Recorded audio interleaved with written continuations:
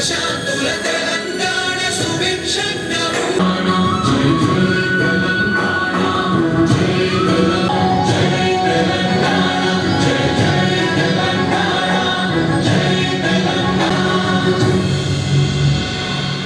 అభివృద్ధి పదంలో పయనించాలని నిర్వహించుకుంటున్నాం.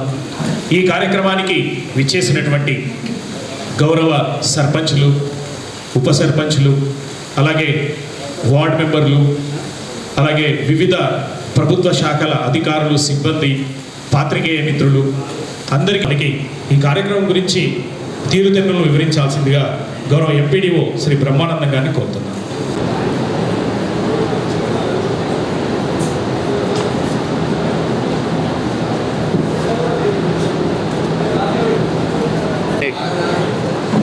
ప్రజాపాలన ప్రగతి ప్రణాళిక 99లో భాగంగా ఈరోజు మనము మండల స్థాయి సమావేశము జరుపుకుంటున్నాము. ఇట్టి కార్యక్రమానికి విచ్చేసినటువంటి ఉప సర్పంచులు మరియు వార్డు సభ్యులు మరియు పంచాయతీ కార్యదర్శులు మరియు వివిధ శాఖలు మండల స్థాయిలో కూడా పనిచేసే అన్ని శాఖలు మరియు మన తెలంగాణ రాష్ట్ర ప్రభుత్వం ద్వారా లబ్ధి పొందిన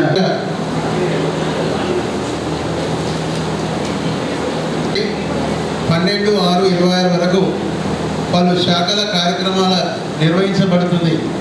ఈ కార్యక్రమం మొదలైంది 6/3/2026 నుంచి ఎప్పటి వరకు కొనసాగుతుందంటే 12/6/26 వరకు. అంటే గ్రామ పంచాయతీలలో గ్రామ సభలు ఏర్పాటు చేయడం జరిగింది. అదేవిధంగా ఈరోజు 16/4/2026 మండల స్థాయిలో కూడా ప్రజాపాలన ప్రగతి ప్రణాళిక 99 భాగంగా ఈరోజు మండల స్థాయిలో ఈ కార్యక్రమాన్ని ఏర్పాటు చేయాలని రాష్ట్ర ప్రభుత్వం, మన గౌరవ జిల్లా కలెక్టర్ మేడం గారు ఈ ప్రతిష్టాత్మక కార్యక్రమంలో అందరూ భాగస్వాములై ప్రజలు మాక్లూరు మండలానికి సంబంధించిన అందరూ భాగస్వాములై ఈరోజు చేపట్టబోయే కార్యక్రమాల్లో కూడా ప్రభుత్వం చేపట్టే కార్యక్రమంలో కూడా అందరూ కూడా లబ్ధి పొంది మన రాష్ట్ర ప్రభుత్వానికి మంచి పేరు తీసుకురావాలనే ముఖ్య ఉద్దేశంతో ఈ ప్రజాపాలన ప్రగతి ప్రణాళిక 99 కార్యక్రమం నిర్వహించబడుతుంది. కాబట్టి దానిలో భాగంగా మండల స్థాయిలో కూడా గ్రామ పంచాయతీ నుంచి వచ్చిన కార్యక్రమము మండల స్థాయి లోపలికి వరకు జరిగి మళ్ళీ జిల్లా స్థాయి లోపలికి కూడా ఈ కార్యక్రమము షెడ్యూల్ ప్రకారము ఇది జూన్ 12వ తారీఖు వరకు నిరంతరం కొనసాగుతుంది. కాబట్టి ఈ 99 రోజు కార్యక్రమానికి అందరూ కూడా ప్రతి గ్రామాన ఈ కార్యక్రమం జరుగుతుంది.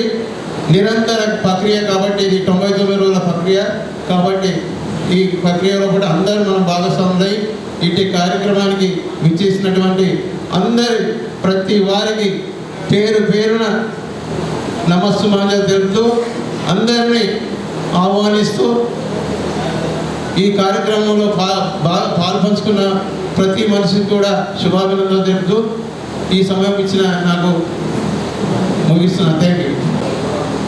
వేదిక మీద ఉన్నటువంటి సభాధ్యక్షులు ఎంపీడీఓ గారు, ఎంఆర్ఓ గారు, ఏఓ గారు, ఎంఈఓ గారు, వేదిక ముందు ఉన్నటువంటి వివిధ శాఖల నుండి విచ్చేసినటువంటి అధికారులు, పంచాయతీ సెక్రటరీలు మరియు లబ్ధిదారులు, మరి పత్రికా సోదరులు అందరికీ కూడా నా హృదయపూర్వక నమస్కారాలు తెలియజేసుకుంటూ, ఏదైతే గ్రామ సభ మనం జరుపుకున్నామో ఇప్పుడు ఇది మండల సభ కాబట్టి గౌరవ సర్పంచులు కూడా ఎక్కడైనా కానీ ఏదైతే తయారైనటువంటి పనులుంటే కూడా ఎంపీడీఓ దృష్టికి తీసుకొస్తే ఈ 99 రోజుల ప్రణాళికలో భాగంగా ఆ పనులను కూడా ఇనాగ్రేషన్ చేసుకుంటారని చెప్పేసి కోరుకుంటూ, మరి సార్ ఎంపీడీఓ సార్ గారు మరి మన మండలం లోపల మైనార్టీ కాలేజ్ అనేది తయారైంది సార్. మీరు ప్రభుత్వానికి వెంటనే ఈ 99 రోజుల ప్రణాళికలో ఇనాగ్రేషన్ చేయాలని చెప్పేసి ప్రభుత్వాన్ని దృష్టికి తీసుకుపోండి. మేము కూడా తీసుకుపోతాం, కానీ మీ ద్వారా కలెక్టర్కి తీసుకపోతే వచ్చే దాంట్లో ఈ జూన్లో తీసుకుంటారు కాబట్టి పిల్లలు దాన్ని ఇనాగ్రేషన్ చేసి పనులను చేసుకుంటే ఈ పిల్లలు వల్ల తీసుకుంటారు కాబట్టి మరి ఏదైనా ఇంకా పనులుంటే గౌరవ సర్పంచులు కూడా ఎంపీటీఓ దృష్టికి తీసుకోవాలా. తయారైన పనులుంటే బిల్డింగ్స్ కానీ రోడ్స్ కానీ మనం ఇనాగ్రేషన్ చేయడానికి కూడా వస్తారు కాబట్టి లీడర్లు రావచ్చు, అధికారులు రావచ్చు. కాబట్టి మనం అందరం కూడా ప్రజాపాలన ప్రగతి ప్రణాళికకు ఏదైతే మన గ్రామ సభ ద్వారా తీర్మానం చేసుకున్నామో ఇప్పుడు ఏదైనా మీరు కూడా ఉంటే ఇక్కడ కూడా తీర్మానం చేస్తారు. కాబట్టి మన మండలం లోపల ఏదైనా సమస్యలు ఉన్నా కానీ తీర్మానం చేసుకోవాల్సిందిగా ఈ అవకాశం ఇచ్చిన పెద్దలకి సర్పంచ్ ఏమే సార్ మీరు చెప్పినట్టు మేము ఫాలో అవుతున్నాము. మా సమస్యలు ఏంటంటే సార్ మా విలేజ్లో నీటి ఎద్దడి ఉంది. ఇంకోటి సార్ మీకు ఇచ్చిన ఫండ్స్ మేము ఎలా యూజ్ చేసుకోవాలో మాకు అర్థం కావట్లేదు. ఎందుకంటే మాకు శాండ్ సమస్య ఉంది, అదొక సమస్య సార్, వాటర్ సమస్య. మాకు ఈ 2 సమస్యలు తెలిసి సార్ మేము ఊళ్ళో సర్పంచ్ పరిపూర్ణంగా చేసినట్టు. ఒకసారి మెయిన్ సమస్య సార్ మాకు నీళ్ళు వాటర్ సమస్య. మీరు వచ్చారు దగ్గర కూడా వివరించాము రోజు జిల్లా స్థాయి మండలం మీటింగ్లో చెప్పారు, ఎక్కడ చెప్పాను డైలీ సార్ ట్యాంకర్తో వాటర్ వస్తున్నాయి. డైలీ ట్యాంకర్ తోటి సార్ కొన్ని చివరి ఉన్న నీళ్ళు కాని వాళ్ళకి ట్యాబ్లెట్ రాని వాళ్ళకి వాటర్ ఇస్తున్నాను. అయినా సార్ మాకు నీటి సమస్యకి తీరలేదు.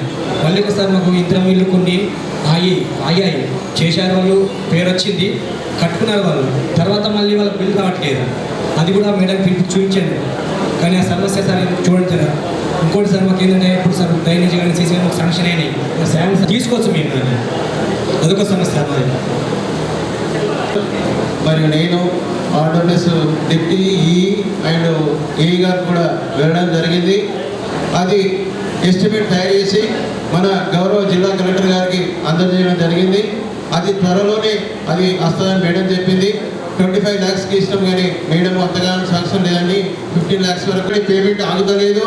మన ఏఈ గారు డైనమిక్ ఏఈ మనకు మండలంలో ఉన్నారు. వారు నిరంతరం సేవలు చేస్తున్నారు. ఇక్కడ వచ్చిన పేమెంట్ ఆగడానికి కొంచెం లేదు. దానికి మనము నిరంతరంగా మా దృష్టికి తీసుకొచ్చినా కానీ ఆ పేమెంట్స్ ఎక్కడగా మేము నిలుపుదల చేయడానికి వీలేదు. కాబట్టి అసలు మా దృష్టికి తెచ్చినందుకు థ్యాంక్ యూ. మేము దాన్ని మరియు మండల స్థాయి అధికారులకు, సెక్రటరీస్కి, ఉప సర్పంచులకు, ఇక్కడ ఉన్నటువంటి లబ్ధిదారులకు అందరూ కూడా స్వాగతం. మాది ధర్మవరం గ్రామం సార్. మా గ్రామంలో వచ్చేసి ఇందిరమ్మయ్యలకు మీ దగ్గర అలర్ట్ పెట్టినాం సార్. జిఎంలో పెండింగ్ వస్తుంది, అది అమౌంట్ అనేది పడలేదు, నెల రోజులు అవుతుంది, అట్లే పెండింగ్లో ఉంది.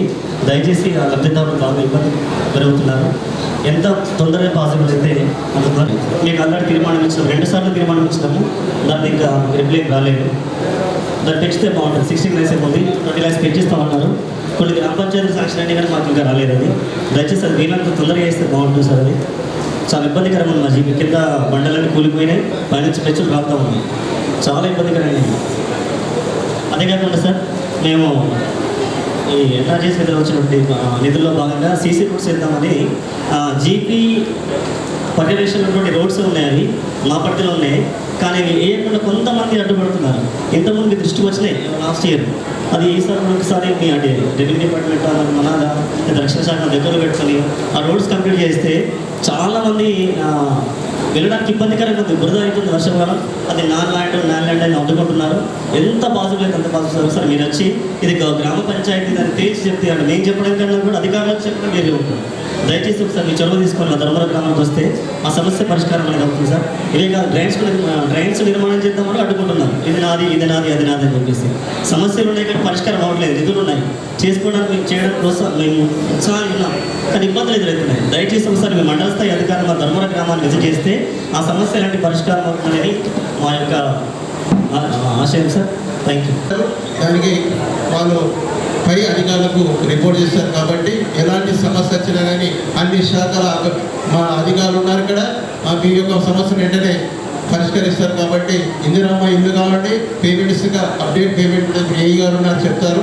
ఏ పేమెంట్ ఉన్నా కానీ మీకు తొందరలో పడే మీకు అవైలబుల్ చేసినట్టు వాళ్ళు ఆన్లైన్లో తీసుకుంటారు. అదేవిధంగా మీ జీపీ బిల్డింగ్ గురించి అన్నారు. ఇప్పుడు ఉపాధి హామీ పథకం ఎన్ఆర్జీఎస్లో కూడా మాకు అవి పెన్సిల్ ఊడిపోతున్నాయి అంటే ఏ గారు ఉన్నారు, పిఆర్ఏ గారు ఇప్పుడు ఇక్కడనే మన మీటింగ్లో ఉన్నారు. వారికి సాంక్షన్ తీసుకొని ఎస్టిమేట్ తయారు చేసేసి మనం ఇప్పుడు డిపిఓ గారికి పంపితే మనం కలెక్టర్ గారి దృష్టికి తీసుకెళ్తే ఎక్కడ ఈ సమస్యలు ప్రజాపాలన మండల స్థాయిలో ప్రచారం చేయడం అంటే వారు ఖచ్చితంగా ఈ ప్రాబ్లమ్స్ అన్ని అందుకే మనం ఫిర్యాదులు తీసుకోవాలని ఒక సెక్షన్ పెట్టాము. దాంట్లో భాగంగా అన్ని ఫిర్యాదులు ఇక్కడ ఏమున్నా కానీ తీసుకోవాలని మేడం చెప్పింది కాబట్టి ఈ ప్రతి ఫిర్యాదును మేము మేడం గారి దృష్టికి తీసుకెళ్తాము. దీన్ని సాల్వ్ చేసే ప్రయత్నం చేస్తానికి AI, quantum technology, cyber security, advanced manufacturing, next gen entrepreneurship, ప్రపంచ హబ్గా తెలంగాణ భవిష్యత్తును బాగా చూడండి. వంటి మహిళా సంక్షేమ పథకాలను అందిస్తోంది. స్వయం సహాయక సంఘాల ద్వారా ఇందిరా మహిళా క్యాంటీన్లు, ఇందిరా మహిళా శక్తి పాలసీ, మహిళా సంఘాల రుణాలు, మహిళా సంఘాల చేత పెట్రోల్ బంకుల నిర్వహణ, ఆర్టీసీకి అద్దెకు బస్సులను ఇచ్చేలా కాంట్రాక్ట్, 1000 మెగావాట్ల సోలార్ పవర్ ఉత్పత్తి చేయడానికి ప్రభుత్వం చేత ఒప్పందం బట్టి మహిళలకు గౌరవం. అదే మన తెలంగాణ మహిళా మనులందరికీ వరం.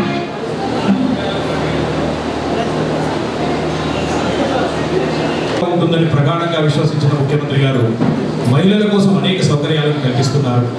వాటిని వినియోగించుకోవడానికి ఈ ప్రజాపాలనను వేదికగా తీసుకోవాలని కోరుతూ వివిధ ప్రభుత్వ శాఖలు చేస్తున్నటువంటి కార్యక్రమాల గురించి ఇప్పుడు మనం తెలుసుకుందాం. సంబంధిత అధికారులు వివరిస్తారు. మొదట విద్యాశాఖకు సంబంధించి ఎంపీఓ సత్యనారాయణ గారు. అలాగే ఈ కార్యక్రమాన్ని విజయవంతం చేయడానికి మాటూరు మండల గ్రామ సర్పంచులందరికీ, ఉప సర్పంచులకు, వార్డు సభ్యులకు, ఇతర మండల స్థాయిలో ఉన్న అనధికారులందరికీ ఉంచాలని అహర్నిశలు పనిచేస్తున్న మండలంలోని అన్ని గ్రామ పంచాయతీ సెక్రటరీలకి అందరికీ కూడా మనస్పూర్వకంగా నమస్కారం తెలియజేస్తూ ఈ కార్యక్రమానికి స్వాగతం తెలియజేస్తున్నాం. తెలంగాణ రాష్ట్ర సర్వతోముఖాభివృద్ధిలో భాగంగా మన రాష్ట్రం అన్నింటిలో ముందంజలో ఉండాలని, అన్ని రంగాల్లో ప్రగతి పథంలో నడవాలనే ఉద్దేశంతో ప్రభుత్వం ప్రతిష్టాత్మకంగా చేపట్టిన ప్రజాపాలన ప్రగతి ప్రణాళికలో భాగంగా మనకి ఏ అవసరాలు ఉన్నాయో ఆ అవసరాలను గుర్తించి వాటికి తగిన మన మండలంలో విద్యాశాఖకు సంబంధించి మొత్తం ప్రభుత్వం తరఫున మనకు 53 విద్యా సంస్థలు ఉన్నాయి. Primary school, upper primary school, high school, KGB, junior college, residential schools మొత్తం కలిపి 53 ఉన్నాయి. అయితే ప్రభుత్వ పాఠశాలల్లో 3800 చదువు విద్యార్థులు విద్యనభ్యసిస్తున్నారు. ప్రభుత్వం విద్యార్థులకు అనేక సౌకర్యాలను కల్పించింది. మనందరికీ తెలుసు, ప్రభుత్వ పాఠశాల విద్యార్థులకు 2 జతల ఉచిత యూనిఫామ్, ఉచిత పాఠ్య పుస్తకాలు, ఉచితంగా నోటు పుస్తకాలు, అలాగే మధ్యాహ్న భోజన పథకం, వారానికి 3 సార్లు గుడ్డు అందించడం జరుగుతుంది. పిల్లల్లో పౌష్టికాహార లోపం రాకుండా ఉండాలన్న ఉద్దేశంతోనే ఈ పథకాన్ని ప్రారంభించడం జరిగింది. అలాగే వచ్చే విద్యా సంవత్సరం నుండి మన రాష్ట్ర ప్రభుత్వం ప్రతిష్టాత్మకంగా పిల్లల అభివృద్ధిని, ఆరోగ్యాన్ని ఆకాంక్షించి బ్రేక్ఫాస్ట్ ఇంట్రడ్యూస్ చేయబోతుంది. అన్ని పాఠశాలల్లో బ్రేక్ఫాస్ట్ కార్యక్రమం ప్రారంభం కాబోతుంది వచ్చే విద్యా సంవత్సరం నుండి. అలాగే బ్రేక్ఫాస్ట్తో పాటు పిల్లలకు 3 రోజులు పాలు కూడా అందించడం జరుగుతుంది. ఇక ప్రభుత్వ పాఠశాలలు కూడా కార్పొరేట్ విద్యా సంస్థలకు ధీటుగా ఉండాలన్న ఉద్దేశంతో గత సంవత్సరం నుండే స్టెమ్ కార్యక్రమాన్ని ప్రభుత్వం ప్రవేశపెట్టింది. ఇందులో ఖాన్ అకాడమీ ద్వారా హై స్కూల్ పిల్లలందరికీ కూడా IIT, JEE మెయిన్స్, నీట్ సంబంధించిన శిక్షణను అందజేయడం జరుగుతుంది. సెల్ఫ్ డిఫెన్స్ ద్వారా విద్యార్థులకు కరాటే శిక్షణను అందజేస్తుంది. పాఠశాల పరిసరాలు పరిశుభ్రతతో దాదాపు ఒక్కొక్కటి 1,50,000 పైగా విలువ చేసే IFP ప్యానల్స్ ద్వారా విద్యాబోధన మన ప్రభుత్వ పాఠశాలలో జరుగుతుంది. ఇన్ని సౌకర్యాలు ప్రభుత్వ పాఠశాలల్లో ఉన్నాయి. ఇప్పుడు చెప్పండి, మన పిల్లలను మనం ప్రభుత్వ పాఠశాలకు ఎందుకు పంపదు? మనం చదివిన పాఠశాలలో మన పిల్లలు ఎందుకు చదవద్దు? ఒకసారి ఆలోచించండి. దయచేసి వచ్చే విద్యా సంవత్సరం విద్యార్థుల సంఖ్య గణనీయంగా పెరగడానికి ఈ సభాముఖంగా ప్రజాప్రతినిధులందరికీ నేను విన్నపిస్తున్నాను. ప్రభుత్వ పాఠశాలల్లో విద్యార్థుల సంఖ్యను పెంచండి.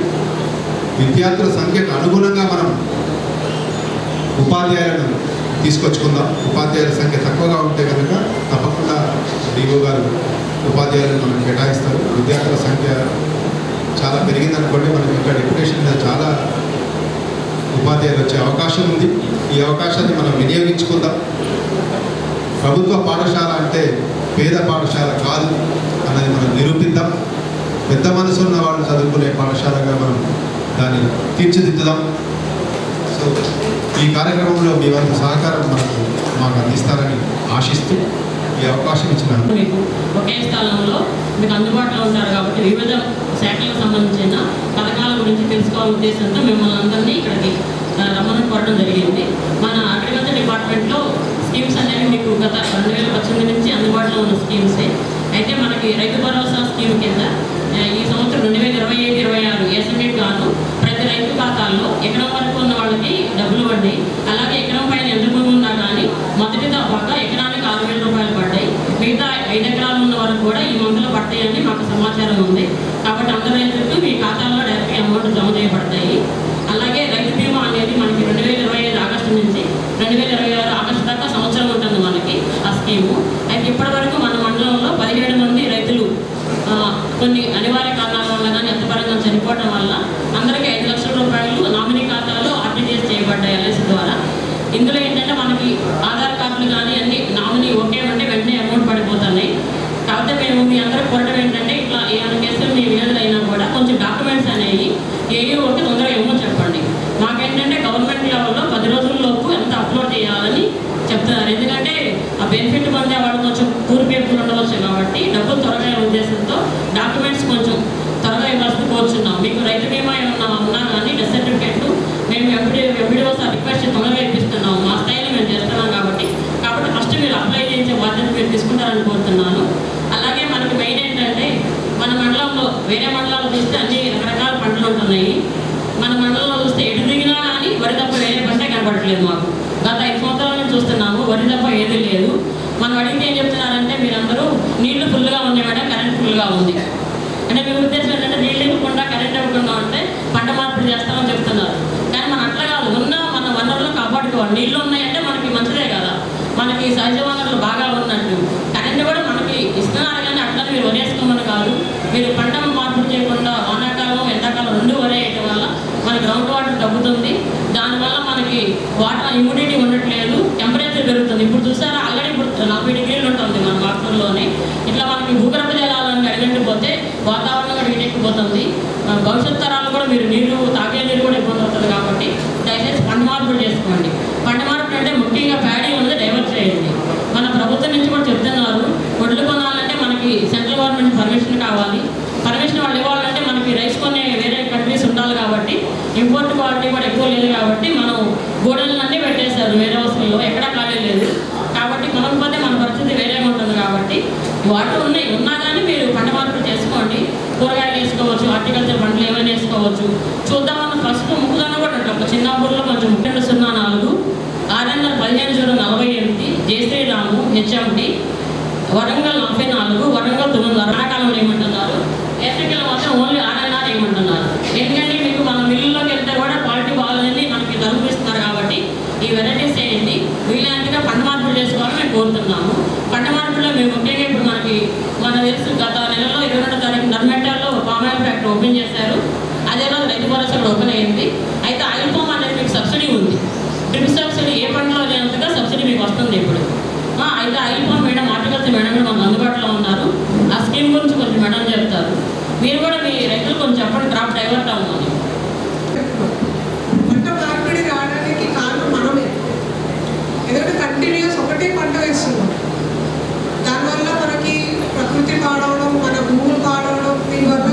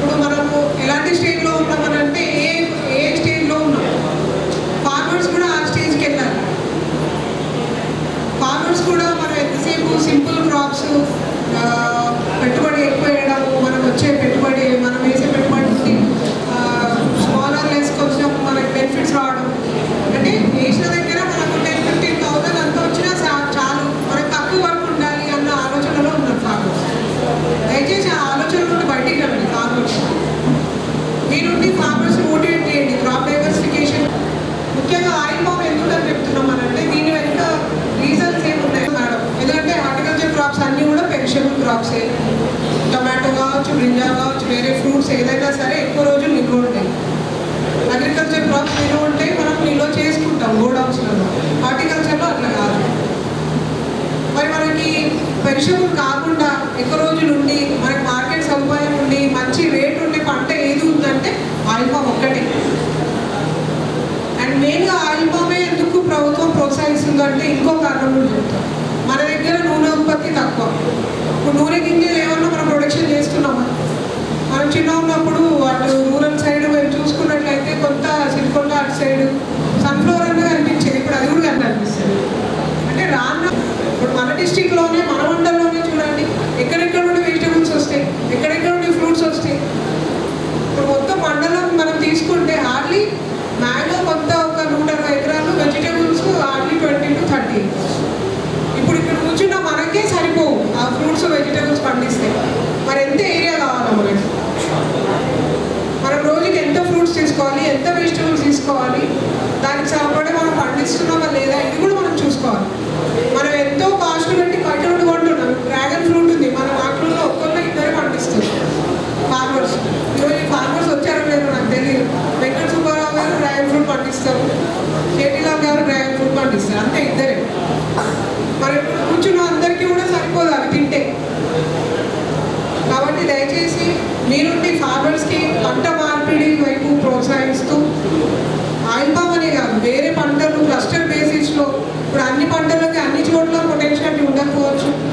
కొన్ని చోట్ల ఫ్రూట్స్కి పొటెన్షియాలిటీ ఉంటుంది, కొన్ని చోట్ల బెండకాయకి. ఇప్పుడు ఇటు శాంతినగర్, కృష్ణానగర్ అండ్ అటు సైడ్ వెళ్ళినప్పుడు మనకి బెండ ఎక్కువ కనిపిస్తుంది, క్యాబేజ్, కాలీఫ్లవర్ కనిపిస్తుంది. అట్లా వేరే వేరే విలేజెస్లో క్లస్టర్ బేసిస్లో కూరగాయలు పండించుకోవాలి. రైతులను ప్రోత్సహిస్తూ మన డిపార్ట్మెంట్లో కూరగాయలు వేసే రైతులకి ఎకరాన 9,600 రూపాయలు కూడా ఈ ఇయర్ మనకి దాదాపు 1,700 ఎకరాలు టార్గెట్ విధించారు. ఫార్మర్స్ ఎంకరేజ్ చేయడానికి మాత్రమే. ఇదేమో తెలియదు, కరెక్ట్ కాయ వచ్చినప్పుడే వాడాలి. కొనేటోళ్ళు ఎవరు? ఆయిల్ పామ్లో అట్లా కాదు. ప్రకృతి వైపరీత్యాల వల్ల ఎలాంటి నష్టం జరగదు. జరిగినా ఒకవేళ రేపు మనకి ఏదైనా గెలలు వచ్చినా కాయలు రాలిపోయినా అదే రేటుకి ప్రభుత్వం కొంటుంది.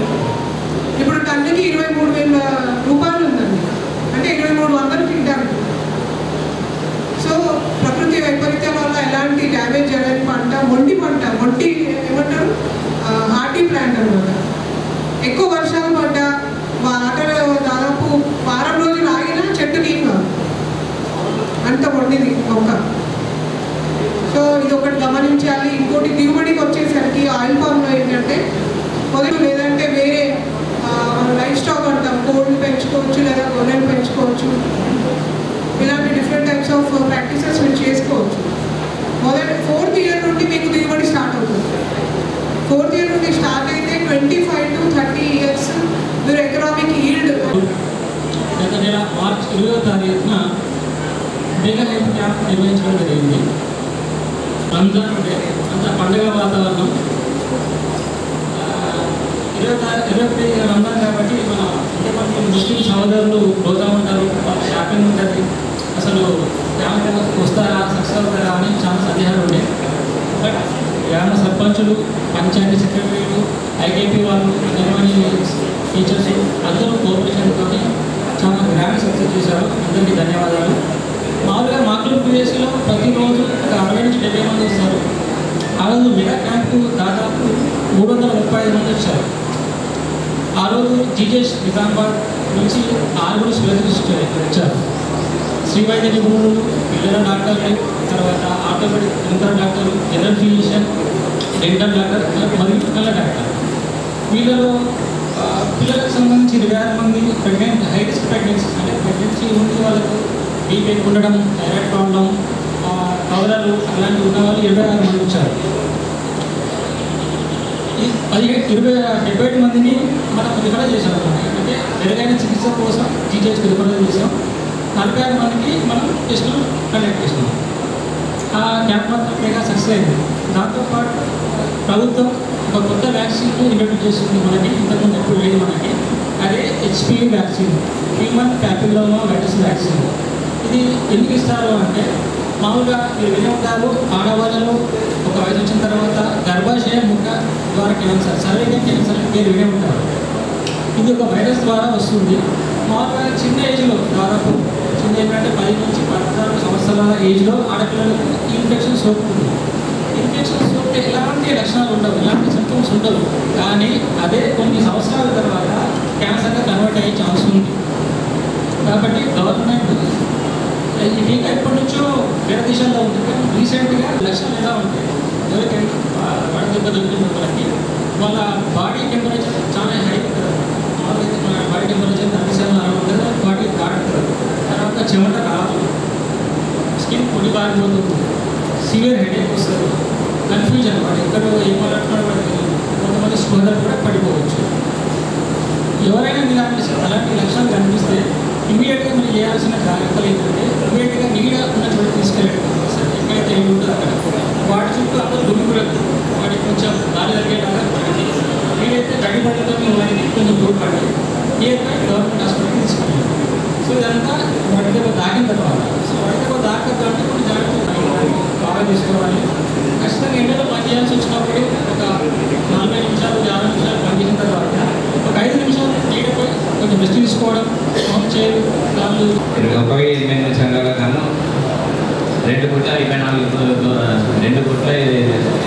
లక్షలు వారి ఖాతాలకు జమ చేయడం జరిగింది. వాళ్ళ వడ్డీ ఏదైతే కట్టారు వాళ్ళు వాపస్ రావడం జరిగింది. ఆ 2 సంవత్సరాలు కానీ ఈ 25,000 సంబంధించి ఇంకా రాలేదు వడ్డీ బాబు. రెగ్యులర్గా ఈ జూన్లో రావడం జరుగుతుంది. అదేవిధంగా ఏదైతే బ్యాంక్ లింకేజ్ చేసుకున్నారో ఆ బ్యాంక్ లింకేజ్ మేమైతే ఏదైతే వ్యాపారం చేసుకున్నది ఎంటర్ప్రైజెస్ వ్యాపారం చేసుకునే వారికి 681 మందికి టార్గెట్ ఉంటే అంత కొత్త వ్యాపారాలు చేయాలని వారికి దగ్గర వారి 681కి ప్రతి ఒక్కరికి ఎంటర్ప్రైజ్ 100% ప్రొవైడ్ చేయడం జరిగింది. అదేవిధంగా స్టిచ్చింగ్ ఇప్పుడు స్కూల్ యూనిఫామ్స్ కూడా స్టిచ్చింగ్ మా మహిళా సంఘాలకి ఇవ్వడం జరుగుతుంది. మన మాతృ మండలంలో 40 స్కూళ్ళు ఉన్నాయి. 40 స్కూళ్ళ కానీ 2,438 స్టూడెంట్స్ ఉన్నారు. వారి మెజర్మెంట్స్ కూడా పూర్తిగా తీసుకోవడం జరిగింది. 40 స్కూళ్ళు కూడా ఆన్లైన్లో ఎంట్రీ చేయడం, వారికి మెజర్మెంట్స్ కూడా ఆన్లైన్లో ఎంట్రీ చేయడం జరిగింది. ఎవరైనా ఒక మనిషి ఇంట్లో నుంచి వెళ్ళిన వ్యక్తి పని ముగించుకొని సురక్షితంగా క్షేమంగా ఇంటికి తిరిగి రావడమే ఈ కార్యక్రమం ఒక ఉద్దేశం. అట్లా చేయాలంటే ఈ రోడ్డు ప్రమాదాలు జరగకుండా ఎందుకు జరుగుతున్నాయి, ఈ కారణాలన్నీ కూడా అన్వేషించి నిర్లక్ష్యం ఎవరు కూడా పబ్లిక్ రోడ్డు నడిపేటప్పుడు రోడ్డు భద్రతా నియమాలన్నీ పాటించే విధంగా పబ్లిక్ అవేర్నెస్ చేయడమే ఈ కార్యక్రమం ఉద్దేశం. దాని ద్వారా అందరూ కూడా వాళ్ళ ఇళ్లకు సురక్షితంగా చేరడం ఉద్దేశం. ఈ రోడ్డు ప్రమాదాలు ఎందుకు జరుగుతున్నాయంటే ఎక్కువ కారణం డ్రంక్ అండ్ డ్రైవింగ్, అదేవిధంగా హెల్మెట్ లేకపోవడం. ఇవన్నీ కూడా మేము ప్రతిరోజు గ్రామాలలోకి వస్తున్నాము. గ్రామాలలో మీటింగ్ కూడా ఏర్పాటు చేసి అవేర్నెస్ చేయడం జరుగుతుంది. ఈ సందర్భంగా సర్పంచులందరికీ కూడా మా విన్నపం ఏంటంటే కొన్ని విలేజ్ టు విలేజ్ రోడ్ల మధ్య కొన్ని బుషెస్ ఉంటున్నాయి. రోడ్డు పక్కన ఎదుట వచ్చే వెహికల్ చూడకపోవడం వల్ల కొన్ని ప్రమాదాలు జరిగినాయి. ఇంతకుముందు మన దాసరా నుంచి మార్కుల వరకు కూడా చిన్న రోడ్డు కొద్దిగా అది ఉండేసరికి ఇక్కడ లోకల్ ఉన్న సర్పంచులందరూ కూడా రోడ్ సైడ్ ఉన్న బుషెస్ కూడా క్లియర్ చేయడం జరిగింది. వాళ్ళ పాత్ర కూడా సమర్థవంతంగా నిర్వహించడం జరుగుతుంది. ఇంకెక్కడైనా గ్రామ పంచాయతీ సర్పంచులకు అదేవిధంగా సెక్రటరీలకు మీ గ్రామంలో ఎక్కడైనా ఆ విధంగా డేంజరస్ రోడ్స్ చిన్న రోడ్లు కానీ ఏదైనా డేంజర్ ఉంటే ముందుగానే అవి గమనించి కొద్దిగా అవిటిని క్లియర్ చేస్తారని చెప్పి కోరుతున్నాము. ఏదైనా మీరు చేయలేని సమస్య ఉంటే మా దగ్గర తీసుకొని వస్తే మేము కూడా దాని సమస్యను సాల్వ్ చేసే ప్రయత్నం చేస్తాము. అదేవిధంగా అక్కడ ఆ ఏరియాలో రోడ్డు ప్రమాదం జరగకుండా ముందు జాగ్రత్త చర్యలు తీసుకోవడం జరుగుతుంది. ఇంకా ఇప్పుడు మా డిపార్ట్మెంట్ ఇక్కడ అందరూ ఉన్నారు కాబట్టి సైబర్ క్రైమ్స్ అనేది చాలా ఎక్కువ జరుగుతున్నది. ఇప్పుడు కొంతమంది కొత్త ఎలక్టైన సర్పంచులు వాళ్ళ పేరు మీద వాళ్ళ విలేజ్ గ్రూపులు ఉంటాయి. ఆ గ్రూప్లలో .apk ఫైలు మీ పేరు మీద మీరు పంపించినట్టు ఫార్వర్డ్ అవుతుంది. చాలా జరుగుతున్నాయి. ఎవరు కూడా మీ గ్రామాలందరికీ చెప్పండి. మీరు కూడా .apk తోని వచ్చిన లింక్స్ ఏది కూడా క్లిక్ చేయద్దు. ఇప్పుడు ఎక్కువ జరిగేవి అవి విలేజ్లలో మనకు వాట్సాప్లో ఏదో ఒకసారి క్లిక్ చేయడం అలవాటైంది. ఒక్కసారి వాట్సాప్లో కానీ ఇంకేదైనా సోషల్ మీడియాలో మనం ఏదైనా క్లిక్ చేసే కంటే ముందు 1-2 సార్లు ఆలోచించుకోవాలి. ఏదైనా క్లిక్ చేస్తున్నామంటే దాని గురించి ఒక 2 సెకండ్స్ ఆలోచిస్తే అది రాంగ్ రైట్ మనకు అర్థమైపోతుంది. కాబట్టి ఎవరు కూడా మన గ్రామంలో కానీ మనం కానీ సైబర్ నేరాల బారిన పడకుండా చిన్న జాగ్రత్తలు తీసుకోవాలని చెప్పి తెలియజేస్తున్నాము. ఇంకో ఇంకో విషయం ఏంటంటే ఇప్పుడు గ్రామాలలో నేను వచ్చి దాదాపు 2 years అవుతుంది, ఎక్కువ సూసైడ్ కేసులు అవుతున్నాయి. సూసైడ్ కేసులు అంటే నెలలో మాకు 3-4 మాక్లూరు మండల జిల్లాతో పోలిస్తే మాక్లూరు మండలంలో కొద్దిగా ఎక్కువ ఉన్నట్టున్నాయి సూసైడ్ కేసులు. ఈ సూసైడ్ దగ్గరంటే కొద్దిగా సర్పంచులు వాళ్ళ విలేజ్లలో ఎవరైనా కష్టాలలో ఉన్న వాళ్ళు, ఎవరు డిస్ప్యూట్లో ఉన్న వాళ్ళు కొద్దిగా ముందే వాళ్ళ నోట్స్ తెచ్చుకొని మాకు కొద్దిగా ఇన్ఫర్మేషన్ ఇస్తే వాళ్ళకి కౌన్సిలింగ్ చేసి సూసైడ్ ఆత్మహత్య చేసుకోకుండా కాపాడే ప్రయత్నం చేయగలుగుతాం. దానికి కొద్దిగా మీరు చొరవ తీసుకొని ఫ్యామిలీస్ డిస్ప్యూటెడ్ ఉన్న ఫ్యామిలీస్ కొద్దిగా ఏదైనా ఉంటే మా దృష్టికి తీసుకురావాల్సిందిగా కోరుతున్నాము. అదేవిధంగా ఇప్పుడు సమ్మర్లో ఈ హాలిడేస్ ఉన్నాయి కాబట్టి పిల్లలందరూ ఇంటి దగ్గర ఉంటారు కాబట్టి చెరువులలో కుంటలలో వాటర్ ఉంటాయి. కొద్దిగా అక్కడ కూడా ఎటువంటి ప్రమాదం జరగకుండా ముందు జాగ్రత్త చర్యలు తీసుకోవాలి. ఫ్లెక్సీలు అరేంజ్ చేసి ఇక్కడ ప్రమాదం ఉందని చెప్పి ఫ్లెక్సీలు అరేంజ్ చేయవలసిందిగా ఈ సందర్భంగా తెలియజేస్తున్నాం. దాని ద్వారా ఎవరు కూడా హాలిడేస్లో చిన్నపిల్లలు కానీ ఈదరని వాళ్ళు నీళ్ళలో గురించి చనిపోకుండా వాళ్ళ ప్రాణాలు కాపాడవలసిందిగా మనం ప్రయత్నం చేద్దాం. ఇప్పుడు ఈ 1 week అరేవాలయ ప్రోగ్రామ్ ఉంది. దాంట్లో భాగంగా ఒక ప్రతిజ్ఞ ఉన్నది. ఆ ప్రతిజ్ఞ మీ అందరితో పాటు చేపిస్తాం. కొద్దిగా అందరూ నిలబడి వాళ్ళ చేతులు సీట్బెల్ట్ ధరిస్తానని, మద్యం సేవించి ఏ వాహనం నడపాలని, రక్షిస్తానని, ముఖ్యంగా నాపై ఆధారపడిన నా కుటుంబ సభ్యులను మర్చిపోనని మనస్ఫూర్తిగా ప్రతిజ్ఞ చేస్తున్నాను. చాలా దొంగతనం జరిగింది. దాంట్లో మ్యాక్సిమం దొంగతనాన్ని కూడా మేము డిటెక్ట్ చేయడం జరిగింది. దాంట్లో ముఖ్యంగా మామిడిపల్లిలో ఒక పోస్ట్ ఆఫీస్ నుంచి 8 లక్షల రూపాయలు దొంగతనం చేసి దాన్ని మనం డిటెక్ట్ చేయడం జరిగింది. అదేవిధంగా మాక్లూరులో చేయడం జరిగింది, బొంకంపల్లిలో చేయడం జరిగింది. ఈ లాస్ట్ 2 years నుంచి కొన్ని బైకులు దొంగతనం అవుతున్నాయి కాబట్టి కొద్దిగా వీటి గురించి కూడా మేము తగిన చర్య తీసుకుంటాము. ఈ అవకాశం ఇచ్చినందుకు సంబంధించి టోటల్ 10,000 సర్వీసులు ఉంటే దాంట్లో 7,453 మంది రోజుకి వర్తిస్తుంది. దీంట్లో ఎక్కువ గృహాలకు వర్తిస్తుంది. తర్వాత మాడిపండలో 713, అమరాలో 750 సర్వీసులకు వస్తుంది. అట్లనే సంబంధించి ఉంటే 4,000 మందికి రోజుకి అనేది వస్తుంది. దాంట్లో ఎక్కువ రైతులకి మరియు వినియోగదారులందరికీ కరెంట్ వాడేటప్పుడు ఎలాంటి భద్రత తీసుకోవాలి, భద్రత తీసుకోవడం వల్ల మనకి ప్రమాదాలను ఎలాంటి నివారించవచ్చు అనేది వారోత్సవాలు ఉంటాయి. ఆ రోజు ప్రతి వారంలో ప్రతి విలేజ్ నుంచి భద్రత ఎలా పాటించాలి అనేది అందరికీ చెప్పడం జరుగుతుంది. కాబట్టి ఆ వారంలో అందరూ కొద్దిగా పార్టిసిపేట్ చేసి కరెంటు గురించి అవగాహన పొందాలని చెప్పేసి విజ్ఞప్తిస్తున్నాం. నా కాంటాక్ట్ నెంబర్స్ కూడా నా దగ్గర ఉంటుంది. ఇప్పటివరకు మన దగ్గర శాంక్షన్ అంటే 732 ఇల్లు శాంక్షన్ ఉంది మన దగ్గర. దాంట్లో 652 ఇల్లు ఆల్రెడీ మంజూరు అయిపోయి కట్టడం స్టార్ట్ చేశారు. మిగతావి మనకి 52 వరకు ఇంకా స్టార్ట్ అవ్వలేదు అన్నమాట ఇల్లు. సో నేనేమంటున్నా అంటే ఇప్పుడు మీకు ఏప్రిల్ ఎండింగ్ వరకు మనకు వచ్చిన ఇళ్ళ శాంక్షన్స్ అన్నీ అయిపోయాయి, పాతవన్నీ అయిపోయాయి. కొత్త లిస్ట్ పెట్టాలన్నమాట శాంక్షన్ లిస్ట్. సో ఎవరైతే కట్టుకునే వాళ్ళు ఉంటారో కట్టుకోవడం, ఇప్పుడు మనకు నార్మల్గా ఇంట్రెస్ట్ అయిన వాళ్ళు కూడా కొందరు ఉంటారు కదా, వాళ్ళది మీరు తీసేసి కొత్త వాళ్ళకి ఛాన్స్ ఇవ్వాలని నేను కోరుకుంటున్నాను. ఇప్పుడు మీకు ఏప్రిల్ ఎండింగ్ వరకు లిస్ట్ అయిపోతుంది. నార్మల్గా ఆల్రెడీ శాంక్షన్ అయిన లిస్ట్ అంతా అయిపోతుంది. కొత్త లిస్ట్ మీరు మాకు ఇస్తే మేము శాంక్షన్ లిస్ట్లో ఆ నేమ్స్ అన్ని లబ్ధిదారుల పేర్లని మేము పెడతాం అన్నమాట. పెట్టి కొత్త ఇళ్ళకి కొత్త లబ్ధిదారులకి మేము హౌసెస్ ఇవ్వాలి అని చెప్పి ప్లాన్ చేస్తున్నాం అన్నమాట మేము. సో మీరు ఎవరైతే మీ ఊళ్ళలో ఇంట్రెస్ట్ పెట్టే వాళ్ళు మేము కట్టుకోలేమని చెప్పే వాళ్ళు ఉంటారు కదా, వాళ్ళకి మీరు చెప్పండి కొత్త శాంక్షన్స్ మళ్ళీ వస్తున్నాయి. ఈ ఉద్దేశం ఏది అనేది మనం ముందుగా మాట్లాడుకోవాలి. ప్రభుత్వం ఈ 99 రోజుల కార్యక్రమాన్ని తీసుకోవడానికి గల కారణం ఒక 4 ఉద్దేశాలు ఉన్నాయి. అందులో మొట్టమొదటిది ప్రభుత్వ పథకాలు ఏదైతే ఉన్నాయో అన్ని రకాల ప్రభుత్వ విభాగాలకు సంబంధించిన అన్ని రకాల స్కీమ్స్ గురించి ప్రజలకు అవగాహన కల్పించాలి, వాళ్ళను చైతన్యపరచాలి అనేది ఈ 99 రోజులు చేయాలి. ఇది రెండవ ఉద్దేశం. మూడో ఉద్దేశం ఏంటంటే దీంట్లో ఇప్పుడు ఎస్ఐ గారు చెప్పారు, ఈ కార్యక్రమం భాగంగా ఇప్పుడు వచ్చే ఈ వీక్ అరైవ్ అంటే అరైవ్ రండి, ప్రాణంతో రండి అంటే ఈ రోడ్డు భద్రత విషయానికి సంబంధించి అది కూడా ఇది ఒక ముఖ్య భాగంగా చేర్చారు. ఎందుకంటే ప్రమాదాలు జరిగేయడంలో మనం పూర్తిగా బాధ్యత తీసుకోలేం, కొన్ని మనకు అనుకోకుండా జరుగుతాయి. కానీ చాలా ప్రమాదాల్లో మన తప్పిదాల వల్ల జరుగుతాయి, ప్రాణం పోతుంటాయి.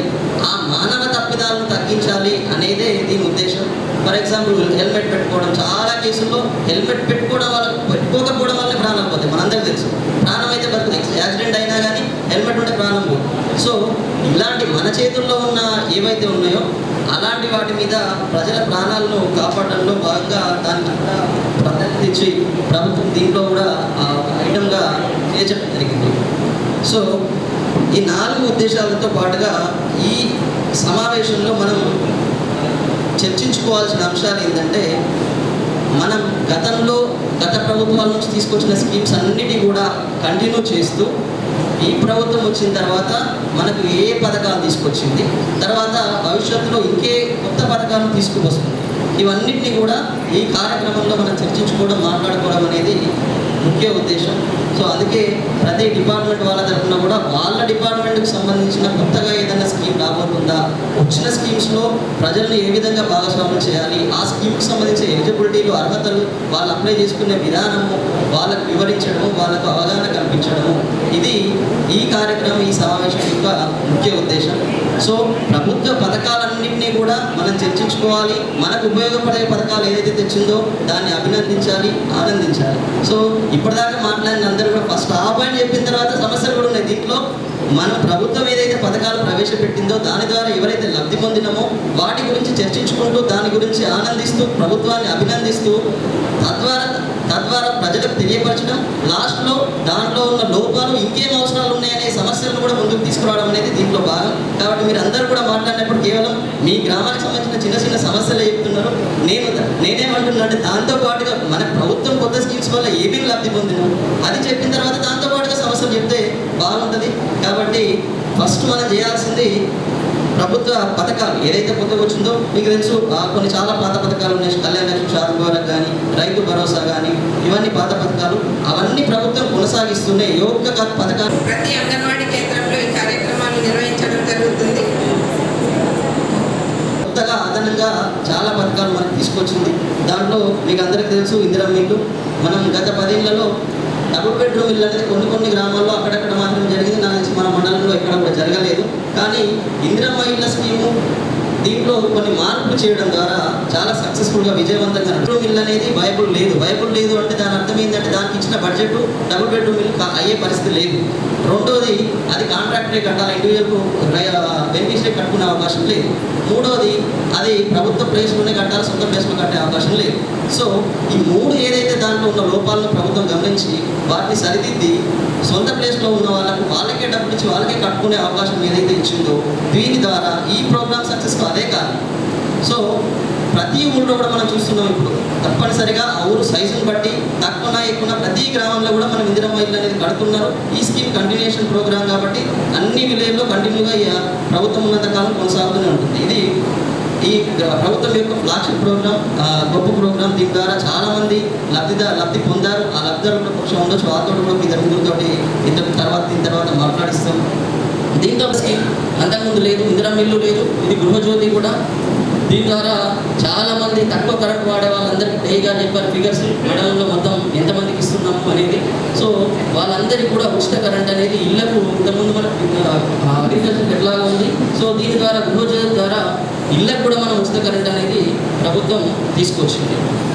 దీంతో పాటుగా ఇంకొక చాలా పెద్ద స్కీమ్ బోనస్ ఫర్ సన్న రకం ప్యాడీ. ఏదైతే సన్న రకాల ప్యాడీ వేసినామో దీనికి ప్రభుత్వం కొత్తగా తీసుకొచ్చిన స్కీమ్ బోనస్ అనేది. ఈ బోనస్ ఆల్మోస్ట్గా మీకు రైతు భరోసా ఎంతైతే డబ్బులు పడుతున్నాయో నాకు తెలిసి ఆ స్థాయిలోనే ఈ బోనస్ డబ్బులు కూడా రైతులందరికీ రావడం జరుగుతుంది. ఇది చాలా పెద్ద స్కీము. దీంట్లో ఉన్న గొప్పతనం ఏంటంటే మనకు రైతు భరోసా పడేది కొన్ని అసలు పంటలు వేయని భూములకు, లేదంటే పెద్ద రైతు హైదరాబాద్ నుండి కౌలుకి ఇచ్చారు ఆయన కూడా ఆయన భూములకు డబ్బులు పోతాయి. బట్ దీని ద్వారా ఏంటంటే ఎవరైతే రైతు పంట వేస్తాడో, ఎవరైతే వాటిని అమ్ముకుంటాడో ఆయనకే డబ్బులు, ఎవరైతే నిజంగా వ్యవసాయం చేసి కష్టపడి పంట పండిస్తున్నారో వాళ్ళకు మాత్రమే ఈ బోనస్ వస్తుంది. సో ఇది ఈ ప్రోగ్రాంలో ఉన్న గొప్పతనం. సో ఇది రైతు భరోసా డబ్బులకు ఆల్మోస్ట్ ఈక్వల్గా వస్తుంది. 10-12 సంవత్సరాల నుంచి మనకు కొత్త రేషన్ కార్డులు అనేది లేదు.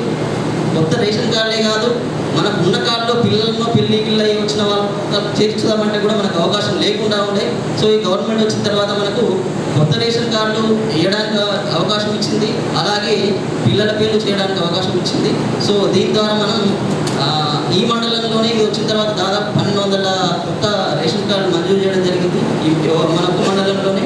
ఇక పిల్లల పేర్లు ఇంకా పెద్ద పెళ్ళైన వాళ్ళే చాలా వేల సంఖ్యలో ఉన్నాయి. సో అవన్నీ మనం చేసుకున్నాం. ఇవి ఈ మేజర్గా ఇంకా చిన్న చిన్న ప్రభుత్వ పథకాలు చాలా ఉన్నాయి. బట్ ప్రభుత్వం తీసుకొచ్చిన పెద్ద పథకాలు ఈ 4 అంతకుముందున్న స్కీమ్స్కు అదనంగా. సో దీంతో పాటుగా మనకు ప్రభుత్వం కొత్తగా కొన్ని స్కీమ్స్ కూడా తీసుకురాబోతుంది. ఆ స్కీమ్స్ గురించి కూడా మనం తెలుసుకోవడం అనేది ఈ కార్యక్రమంలో భాగం. సో దాంట్లో మొట్టమొదటిగా బ్రేక్ఫాస్ట్. ఇది ఎవరికి ప్రీ ప్రైమరీ నుంచి ఇంటర్మీడియట్ వరకు అందరికీ కూడా బ్రేక్ఫాస్ట్ ఆయా వాళ్ళు చదువుకునే ప్లేస్లో ప్రభుత్వమే ఇవ్వబోతుంది బ్రేక్ఫాస్ట్. సో ఇది నెక్స్ట్ వచ్చే ఇంకొక మంచి స్కీమ్. దీంతో పాటుగా ఇందిరమ్మ కుటుంబ జీవిత బీమా, ఇది ప్రతి కుటుంబానికి కూడా ఇన్సూరెన్స్ అనేది ప్రభుత్వమే తీసుకురాకపోతుంది. ఇది నెక్స్ట్ స్కీమ్. మూడోది ఇంటర్మీడియట్ పిల్లలకు కూడా మధ్యాహ్న భోజనం. ఇప్పుడు స్కూల్ వరకే నడుస్తుంది మధ్యాహ్న భోజనం అనేది. సో ప్రభుత్వ కాలేజీల్లో ఇంటర్మీడియట్ విద్యార్థులకు కూడా మధ్యాహ్న భోజనం అనే పథకం ప్రభుత్వం తీసుకురాబోతుంది. దీంతో పాటుగా ఎవరైతే పిల్లలు మనకు హ్యాండిక్యాప్డ్ ఉంటారో వాళ్ళకు మోటరైజ్డ్ వెహికల్స్, వాళ్ళకు కూడా మోటరైజ్డ్ వెహికల్స్ను ప్రభుత్వం ఇవ్వబోతుంది. ఇది ప్రభుత్వం తీసుకురాబోయే 4. దీంతో పాటుగా ప్రభుత్వం మన హార్టికల్చర్ ఆఫీసర్ ఏవోగా చెప్పారు ఈ పథకాల్లోనే దాని గురించి డీటెయిల్ గైడ్లైన్స్ రాలే, కానీ క్రాప్ డైవర్సిఫికేషన్ అనేది ప్రభుత్వం తీసుకున్న మరొక కార్యక్రమం. దీని ఉద్దేశం ఏంటంటే ఒకటే పంట మనం అదే భూమిలో రిపీటెడ్గా వేయడం వల్ల ఆ భూమి సారవంతం కోల్పోతుంది. ఆ పంట మనం ఏమవుతుందంటే మనకి ఈజీ క్రాప్ అనా లేదంటే రకరకాల కారణాలతో వాటర్ ఉన్నాయన్నా ఇంకోటన్నా మనం అందరం కూడా వరి తప్ప ఇంకో పంట కోట్లేదు. దీనివల్ల ఏమవుతుందంటే మనకు అవసరం అయిన దానికంటే కూడా ఎక్కువ ఉత్పత్తి జరుగుతుంది. సో అవసరం దానికంటే అవసరం ఎంత అవుతుందో దానికంటే ఎక్కువ ఉత్పత్తి జరిగితే అది ఏమవుతుంది, వృధా అవుతుంది. ప్రభుత్వం తప్పనిసరి కొనాల్సిన పరిస్థితి వస్తుంది, ఉంటుంది. మనం ఎంత ఈ రేషన్ షాపుల ద్వారా డిస్ట్రిబ్యూట్ చేసినా కానీ దానికంటే ఎక్కువ మొత్తంలో ఉత్పత్తి కావడం వల్ల ప్రభుత్వం డబ్బులు పెట్టుకొని మనం కష్టపడి పండించిన ఏదైతే ఉందో వరి వృధా అయ్యే పరిస్థితి వస్తుంది. ఎందుకంటే అది వేరే దేశాలకు కూడా ఆ స్థాయిలో మనము ఎక్స్పోర్ట్ చేసే పరిస్థితి ఉంటుంది. ఎందుకంటే వేరే దేశాల్లో రైస్ తినే వాళ్ళు చాలా తక్కువ, మీకు తెలుసు. కొన్ని ఓన్లీ మన మన ఇండియన్ సబ్ కాంటినెంట్లో ఉన్న కంట్రీస్ మాత్రమే రైస్ ఎక్కువ ప్రిఫర్ చేస్తాయి, మిగతా కంట్రీస్లో రైస్ ఎక్కువ తినరు. సో దానివల్ల ఏమవుతుంది, మనం అవసరం ఉన్న వాటిని పండించకపోవడం వల్ల అవసరం ఉన్న వాటిని వేరే కంట్రీస్ నుంచి దిగుబడి చేసుకోవాల్సి వస్తుంది. దానివల్ల మన ఇండియా ఏమవుతుంది, విదేశీ మార్కెటమే కోల్పోతుంది, డబ్బులు కోల్పోతుంది. అవసరం ఉన్నదేమో మనం పండించట్లేదు, అవసరం ఉన్నప్పటికీ ఎంతైతే పండించాలో అంతకంటే రెట్టింపు పండిస్తుంది. సో దీని ద్వారా చాలా నష్టం జరుగుతుంది. ఇది మనకు అర్థం కావట్లేదు, అన్ని రకాల నష్టం జరుగుతుంది. కాబట్టి ఇది కూడా దీంట్లో ప్రభుత్వం ఒక ప్రాధాన్యత అంశంగా తీసుకుంది. కాబట్టి రైతులందరూ కూడా ఈ విషయంలో కూడా వాళ్ళు ఇంతకుముందు వాళ్ళు చెప్పినట్టు గమనించాలని కోరుతున్నాను. NFBS గురించి ఇంతకుముందు నేను గ్రామసభలో చెప్పాను. NFBS అనే నేషనల్ ఫ్యామిలీ బెనిఫిట్ స్కీమ్ అనేది ఉంటుంది. చాలామందికి ఐడియా ఉంటుంది. ఎవరైతే కుటుంబంలో కుటుంబ యజమాని చనిపోతారో, అది ఆడవాళ్ళు కానీ మగవాళ్ళు కానీ ఎవరైనా సరే, ఆ కుటుంబంలో మెయిన్గా సంపాదించే వ్యక్తి చనిపోతారో, ఏ కారణం చేతైనా సరే యాక్సిడెంటల్ కానీ నేషనల్ కానీ చనిపోతారో వాళ్ళకు ప్రభుత్వం నుంచి 20,000 రూపాయలు వస్తుంది ఈ స్కీమ్ కింద. ఇది వన్ టైం స్కీమ్, ఒకటేసారి 20,000 వస్తుంది. ఇప్పటిదాకా ఈ స్కీమ్ మేమే చేసాం. దాదాపు ఈ మండలంలో ఒక 100 మందికి ప్రపోజల్ పంపించాం. దాంట్లో 70 మందికి ఆల్రెడీ డబ్బులు శాంక్షన్ కూడా అయినాయి. సో ఈ మధ్యనే ప్రభుత్వం ఈ స్కీమ్ను మా నుంచి ఎంపీడీఓ గారికి ట్రాన్స్ఫర్ చేసింది. సో ఇప్పటి నుంచి అప్లికేషన్ తీసుకోవడం, ప్రాసెస్ చేయడం అంతా కూడా ఎంపీడీఓ గారే చేస్తారు. ఇది 2007 నుంచి ఈ రోజు వరకు, 2017 నుంచి ఈ రోజు వరకు ఎవరైతే న్యాచురల్కి కానీ యాక్సిడెంటల్ కానీ చనిపోయారో వాళ్ళందరికీ కూడా ఈ స్కీమ్ వర్తిస్తుంది. వాళ్ళకు 20,000 రూపాయలు వచ్చే అవకాశం ఉంటుంది. దీంట్లో ఉన్న ఒకే ఒక కండిషన్ ఏంటంటే వాళ్ళకి ఐకేపీ వాళ్ళ ఏదైతే ఆమ్ ఆద్మీ బీమా యోజన ఉందో ఆ బీమా యోజనలో వాళ్ళు ఇన్సూరెన్స్ పొంది ఉండకూడదు. ఒక్కటే కండిషన్, అంతకు మించింది ఏం లేదు. అందులో అది పొందకుండా ఉంటే ప్రతి ఒక్కరు కూడా దీనికి సంబంధించి అర్హులే. వాడకుండా ఉన్న ప్రజలందరూ వాళ్ళు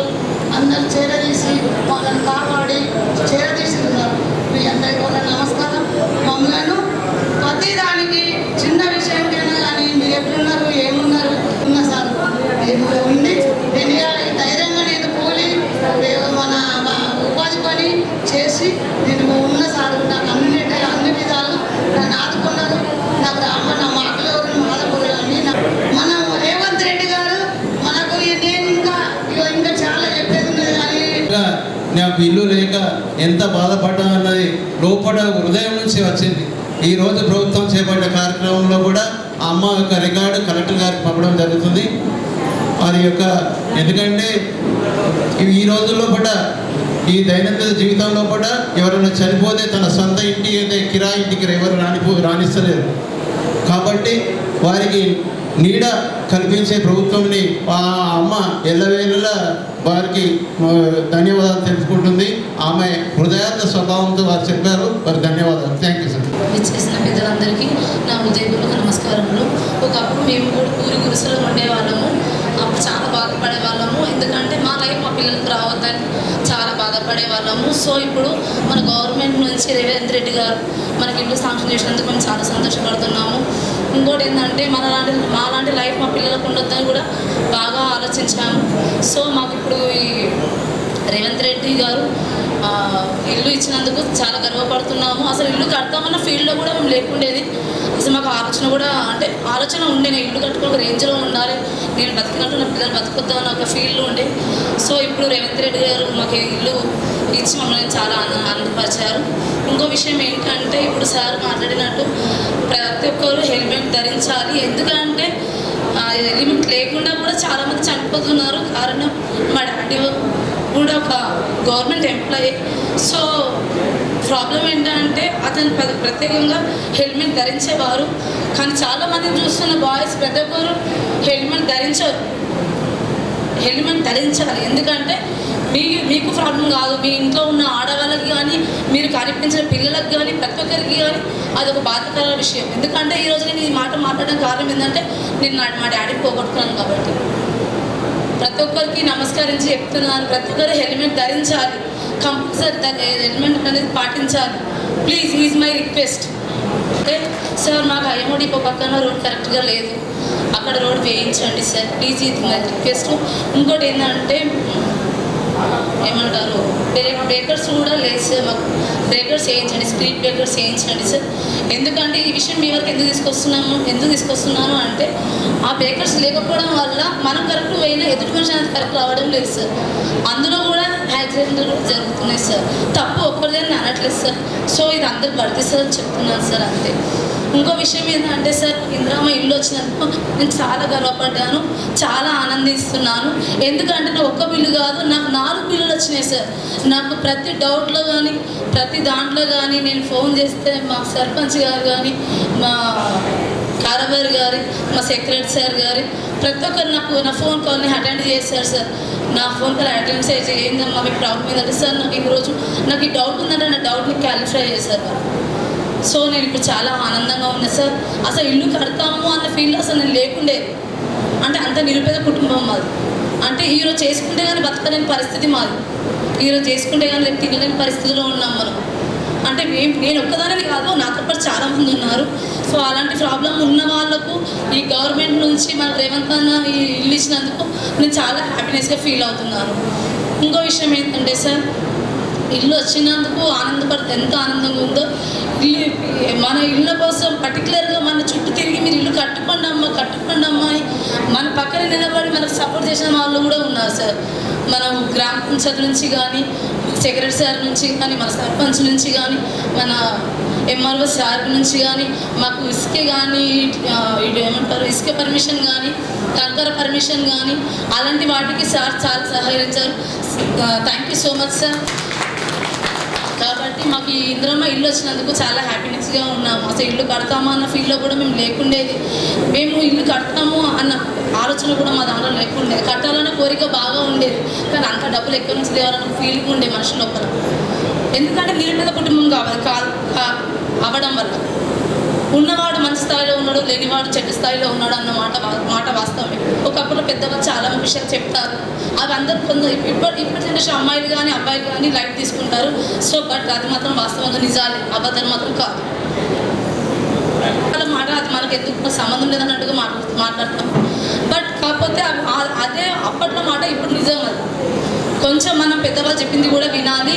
కొంచెం అప్పటి విషయాలు ఇప్పుడు మనకు కరెక్ట్ కాదు అని ఎప్పుడు అనుకోవద్దు. అప్పటి విషయాలు ఇప్పుడు కరెక్ట్గా నిజం. అట్లా సార్ నా పరిస్థితి ఏంటంటే అసలు ఇల్లు కడతానని ఫీల్. నేను ఈరోజు సెక్రటరీ సార్ ఫోటో తీసేసిన ఆ బిల్లు కూడా నాకు వచ్చింది. So I'm so happy sir. నాలాంటి వాళ్ళు కూడా చాలామంది ఉన్నారు. సో ప్రతి ఒక్కరికి ఇలాంటి రేవంత్ రెడ్డి గారు ఇల్లు కట్టుకొని మంచిగా అంటే వాళ్ళకు అమౌంట్ మొత్తం లేదు, నేను అమౌంట్ ఇల్లు కట్టలేను అన్న పరిస్థితిలో నేను హైదరాబాద్ పోయినా సార్ జాబ్ పర్పస్లో. నేను పోయిన 5 monthsకి నాకు ఇల్లు శాంక్షన్ అయింది. సో నేను రిటర్న్ వచ్చి తను ఇచ్చిన రేవంత్ రెడ్డి గారు సార్ ఇచ్చిన 5 lakhsకి ఇంకా నేను కొన్ని డబ్బులు యాడ్ చేసుకొని ఈ ఇందిరమ్మ ఇల్లు కట్టి నేను ఈరోజు ఒక స్థాయికి వచ్చాను sir. So I'm so happy sir.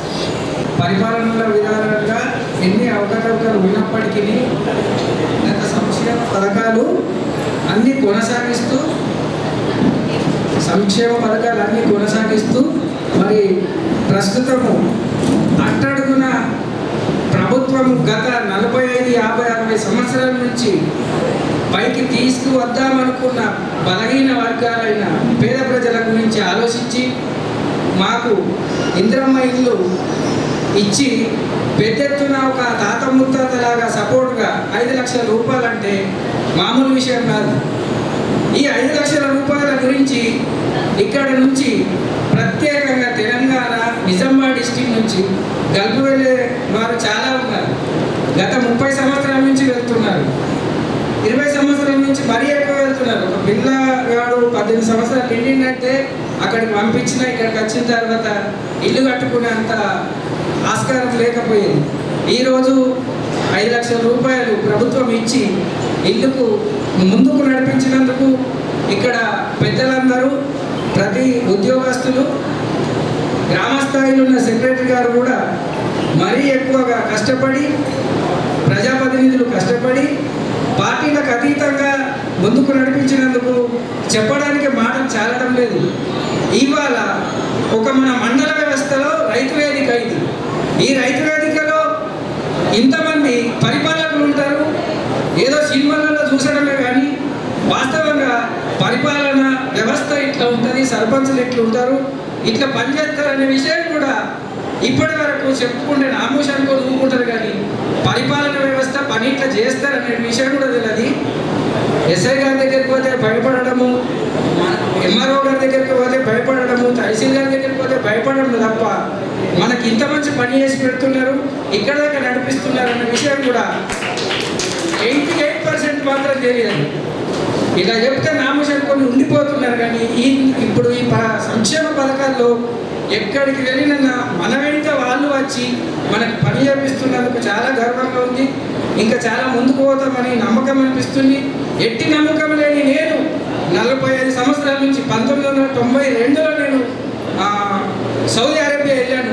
1 ఏళ్ళు గొర్రెను లేపిన, మళ్ళీ వచ్చిన నా దేశం మీద ఆశ ఉండి నేను మన పక్క గ్రామమైన అంకపూర్లో కూడా నేను మన జీతం అంటాను, జీతం కూడా చేసిన ఎండ్రమలో పీరియడ్ని చూశాను, 3 phase కరెంట్ మాఫీ చూశాను. అదేవిధంగా అంటే నేను కొంచెం ఉద్రేకతతో చెప్తున్నాను. అదేవిధంగా చంద్రబాబు నాయుడు పాలన చూశాము. అదేవిధంగా నేను పార్టీల గురించి మాట్లాడలేదు, పీరియడ్ వైజ్గా చూసుకుంటూ వచ్చాము. కాంగ్రెస్ ప్రభుత్వం అప్పటి నుంచి కూడా ఇచ్చినట్లు దాఖలాలు ఉన్నాయి.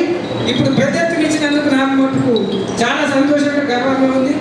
ఈ సభకు అదేవిధంగా మన ఏఓ మేడం గారికి, హార్టికల్చర్ ఆఫీసర్ గారికి మేము చెప్పాము, మా దగ్గర కొంచెం అసైన్డ్ ల్యాండ్ ఉంది, దాని గురించి మరి అంతగానో మాకు తెలిసిన మటుకు అవగాహన చెప్పాము మేడం.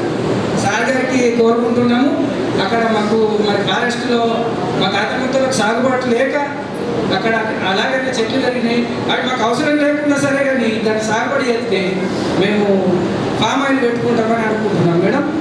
దీని గురించి కొంచెం శ్రద్ధ తీసుకోండి. నాకు ఇల్లు శాంక్షన్ అయింది, నా ఇల్లు పూర్తయింది.